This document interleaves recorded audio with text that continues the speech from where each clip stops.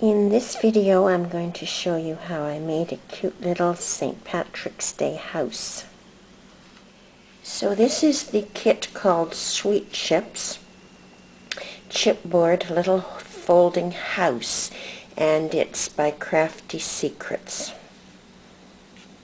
Now, because I felt like experimenting before I used the actual kit, I traced my shapes onto a pizza box and cut it out. I cut out my shapes using a craft knife like this one, and as you'll see, there are two little holes here, so I will use those little holes to cut the shape together like that, or to tie it together.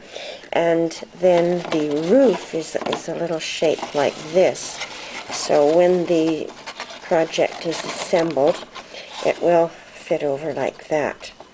So that's what I'm going to do, and before I assemble it I'm going to glue colored papers onto these two pieces.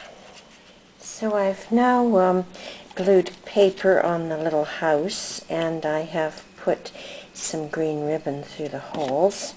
One thing I've discovered is the paper needs to be just a little bit larger than the pattern, or else it doesn't quite reach the sides. My next step, I'm going to make the roof out of this out of this brown paper, and I'm going to emboss it using a Cuttlebug embossing folder. So this is the roof. I've embossed it with the spots and dots Cuttlebug folder, and I'm going to bring up the white a little bit. I'm going to just go over it with a little bit of sandpaper like that, and if you'll notice, it's now brought up some white, and it looks like a very old material, which should work well for the roof. So my little house is now assembled, and I have given it a door that opens. There's a door pattern comes with the kit, but it's easy enough to make one if not.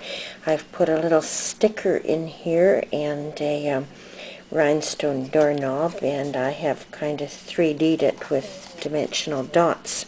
So now I'm going to give it some windows and additional trim, and the glue I'm using is zip dry paper glue, which is working extremely well for this project. Now the St. Patrick's Day house is decorated.